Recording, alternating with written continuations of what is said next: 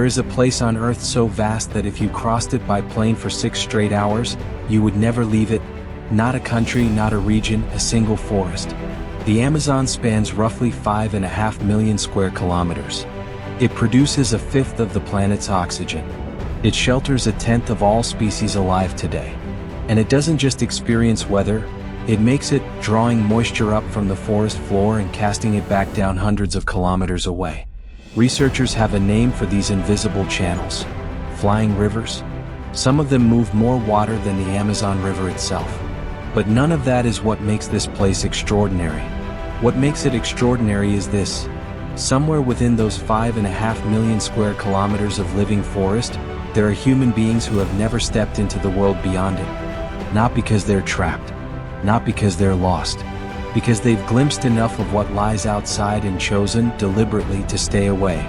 Brazilian authorities estimate that somewhere between 100 and 130 isolated or uncontacted groups live within the Amazon basin right now. Nearly all of them know, to some extent, that another world exists beyond the tree-line.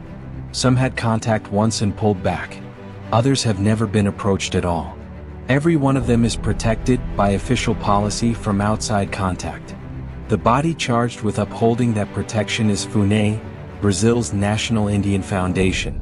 Its field agents move through the remotest stretches of the forest on foot and by boat, patrolling boundaries no one can see. They don't initiate contact. They don't try to communicate. Their task is simply to watch, to make sure the line holds. In doing so, they preserve something almost nowhere else on Earth still has: a world the modern one hasn't reached yet. This is the story of the Amazon basin, not just as scenery but as a living, breathing system.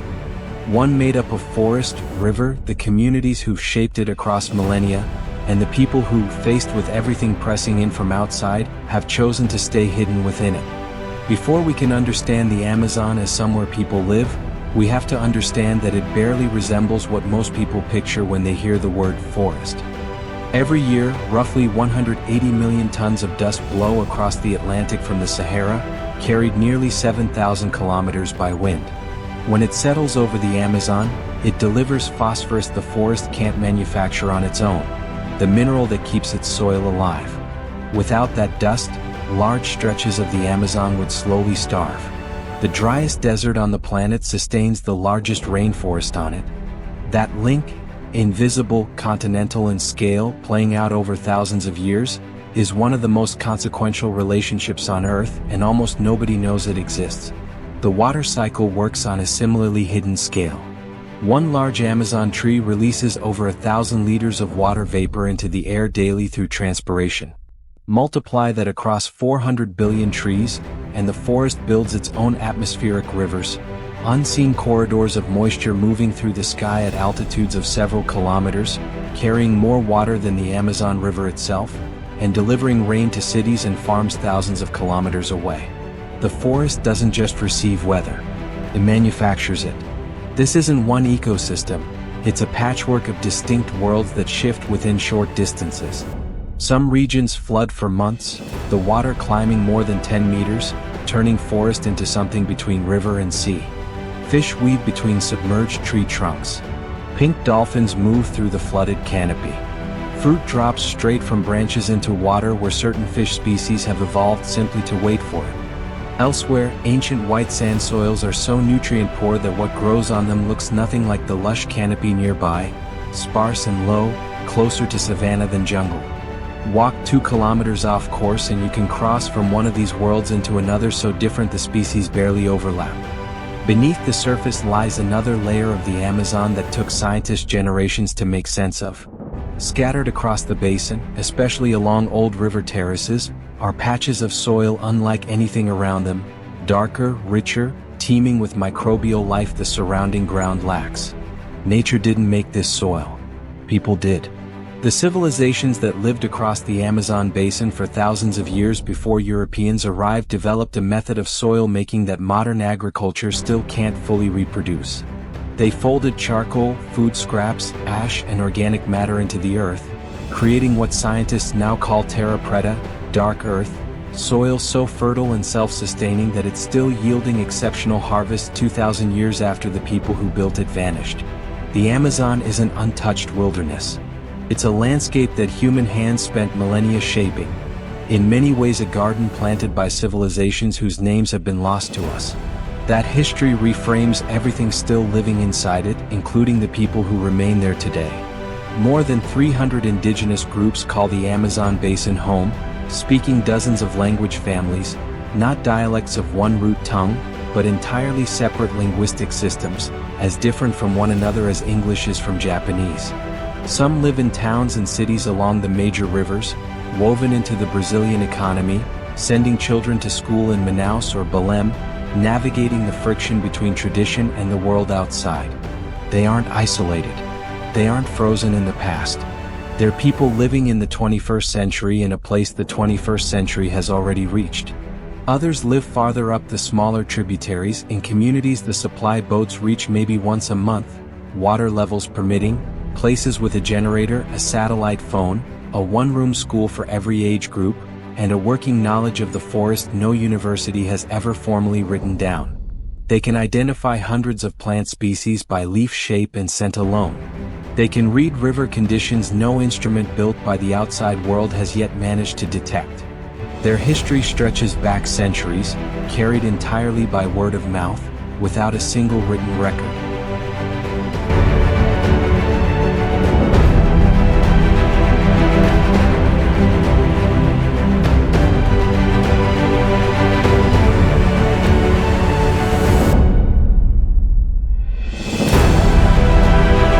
And then there are the communities that can't be reached at all. FUNAI has tracked the territories of uncontacted groups since the 1980s, running listening posts and aerial surveys, collecting reports from contacted communities who've spotted the signs. A fire where no known group camps, an abandoned village built in an unfamiliar style, arrows arranged in a tree in a pattern that unmistakably means stay away. The agents assigned to these territories rank among the most skilled forest trackers on Earth. They spend weeks moving through land with no trails, no clearings, nothing that would show up on any map, searching for evidence of life without revealing themselves. They document what they find. They mark territories.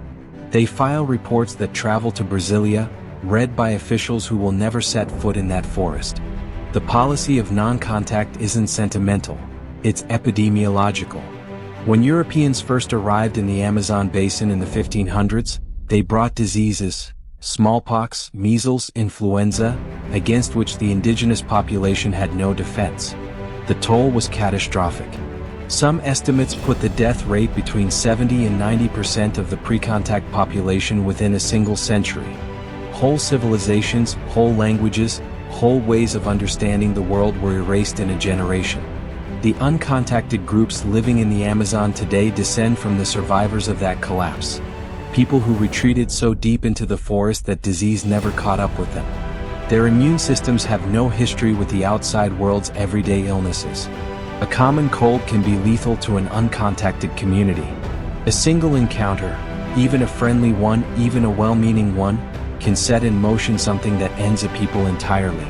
That's why FUNAI's agents never make contact. That's why the boundary exists. And that's why, in territories where uncontacted groups are confirmed, Brazil upholds a protection policy that's nearly unique in the world. A legal recognition that some communities have the right to remain unknown. Violations happen, they always do. Illegal miners and loggers push into protected land and ignore boundaries the law requires them to respect. Missionaries have attempted contact against both policy and common sense. In 2018, an American missionary named John Chow was killed on North Sentinel Island in the Indian Ocean, a case that mirrored Amazon contact dynamics almost exactly. The world argued over his motives. FUNAI's own agents understood immediately what had happened and what it meant. The boundary isn't symbolic. It's the difference between a people that continues to exist and one that doesn't. By volume, the Amazon is the largest river on Earth, not the longest. The Nile edges it out by a few hundred kilometers depending on where you start measuring. But the Amazon carries more water than the next 7 biggest rivers on the planet combined. At its mouth, it pours so much fresh water into the Atlantic that the ocean is measurably diluted up to 200 kilometers offshore. In places, you could drink seawater near the Amazon's mouth before you'd even reached land. Manaus sits where two rivers meet that couldn't be more different.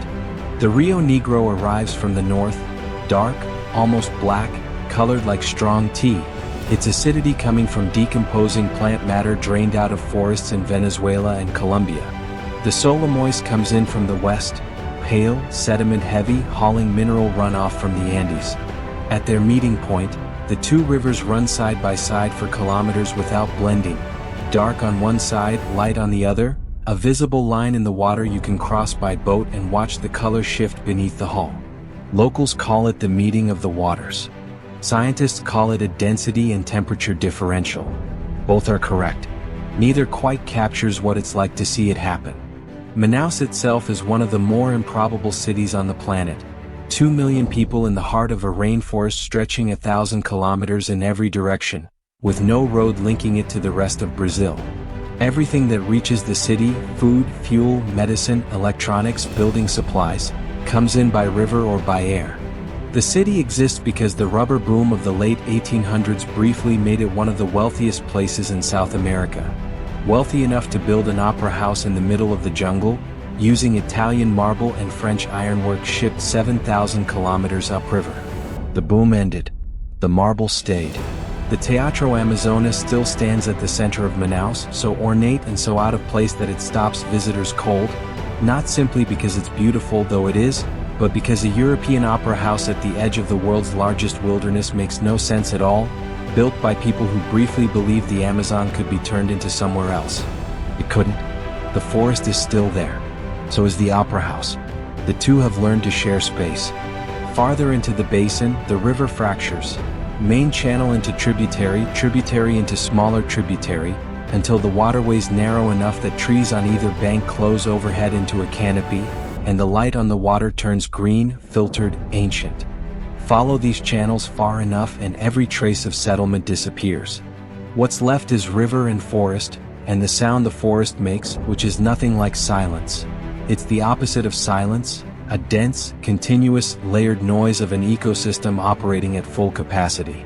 During the wet season, the river climbs, by 10 meters in some stretches, the height of a 3-story building, and swallows the forest on either bank. The trees don't die. They've adapted for exactly this. Fish move between submerged trunks, tracing the same paths through the flooded forest year after year, feeding on fruit that drops directly into water covering what was dry ground months before. Pink river dolphins chase the fish into the flooded canopy, navigating between trunks with their eyes barely functional, relying on echolocation in water too dark with tannins for sight to matter. They've been doing this for millions of years. This river belongs to them as much as it belongs to anyone. When the water pulls back, it leaves behind sediment that makes the Amazon's floodplain some of the richest farmland on Earth. Communities that have always lived along the river understand this rhythm in a way no textbook could teach. They plant as the water retreats. They relocate as it rises. Their houses stand on stilts or float. Their entire way of life is built around a cycle the river dictates on its own terms. The Amazon River isn't a feature of this landscape. It is the landscape. Everything else, the forest, the towns, the invisible lines between worlds, is arranged around it. Seen from above, the forest's edge looks like a wound. It doesn't taper off in the winding, organic way a natural boundary would, shaped by terrain and water and soil. It ends in a straight line, or a clean geometric curve, the kind only machinery produces. On one side, forest rising 40 meters, dense and green and alive. On the other, bare earth, red, brown, flat, already turning into cattle pasture, soybean field, or the fringe of a town that didn't exist 5 years ago. The Amazon loses roughly 10,000 square kilometers of forest annually. That figure rises and falls with political administrations, enforcement budgets, and commodity prices set on the other side of the planet. When soybean prices climb in China, pressure on the forest climbs with them. When a Brazilian government eases environmental enforcement, the line advances faster. The forest doesn't negotiate. It simply gives ground. But this isn't only an environmental story, it's a human one. The people living inside the territories being cleared aren't abstractions. Their access to food, water, medicine, and meaning depends on the specific patch of forest their families have occupied for generations. When the forest disappears, so does the plant knowledge their medicine is built on. The rivers their navigation depends on shift. The animals their food systems rely on vanish. What replaces the forest isn't a world they were prepared for, and in most cases, it isn't a world with any place for them at all. Uncontacted groups are especially exposed. Their territory is protected on paper, but a law that can't be enforced across 5.5 million square kilometers is, in practice, just a line drawn on a map. Illegal miners entering protected land don't stop at that line. Loggers working inward from the boundary don't check with Fune before starting their chainsaws.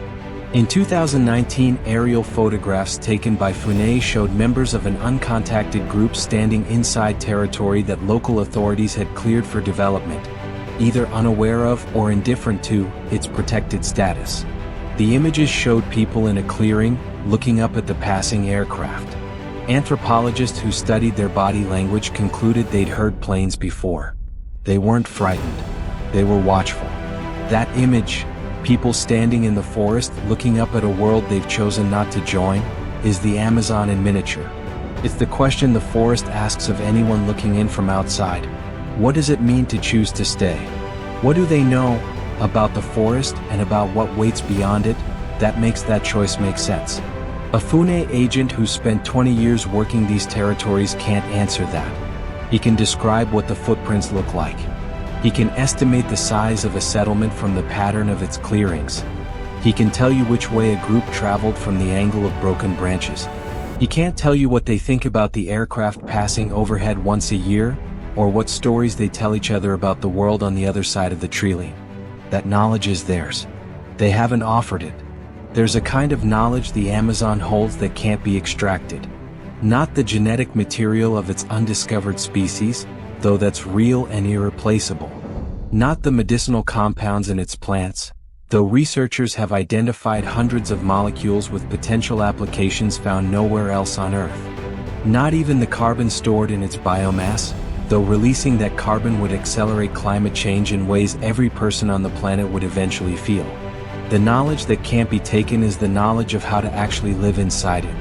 The 300-plus indigenous groups still in the Amazon basin collectively hold a map of the forest no satellite has produced and no algorithm has replicated. They know which plants treat which ailments. They know when which rivers flood. They know which animals depend on which trees and in which season and why. They don't know the Amazon as a system to be studied. They know it as a place to be lived in, a kind of knowledge that takes generations to build and can vanish in one generation if the conditions that produced it disappear. Uncontacted groups hold the furthest edge of that knowledge, the part that's had the longest stretch of undisturbed time to develop. Whatever they understand about the deepest parts of the forest, about plants no contacted community has ever cataloged, about moving through territory without leaving a trace, that knowledge exists nowhere else. We will likely never know what it is. That isn't a failure. It might be the entire point. The Amazon is the largest remaining wilderness left on Earth. And somewhere inside it right now, people are living in ways the modern world simply doesn't have language for, because the modern world never built that language and the people who did haven't shared it with us. That isn't a tragedy. It's a boundary. And boundaries, when they're honored, tell us something worth hearing. That not everywhere belongs to us, and not every form of knowledge exists to be extracted, packaged, and turned into content. Some things stay whole only because no one has touched them. And choosing to leave them untouched in a world that has already touched almost everything else takes more restraint than most of us tend to give credit for. We want to hear from you. If you had the chance to spend a month with a contacted Amazon community, no phone, no outside contact, learning from people whose understanding of this forest runs thousands of years deeper than anything in a textbook, would you go? What would you give up to know what they know? Tell us in the comments. We read everyone. If this changed how you think about wilderness, about what we protect and what disappears the moment we stop protecting it, share it with someone who needs to sit with that question. And if you want more stories from the hidden corners of this planet, subscribe and turn on notifications. It helps us keep making them. Next time, we're heading somewhere that burns, not with fire, but with heat rising from deep underground that's been climbing for 60 years with no sign of stopping. A town officials tried to erase from every map. A town where 5 people looked at everything happening beneath their feet and said, "This is still home. We'll see you there."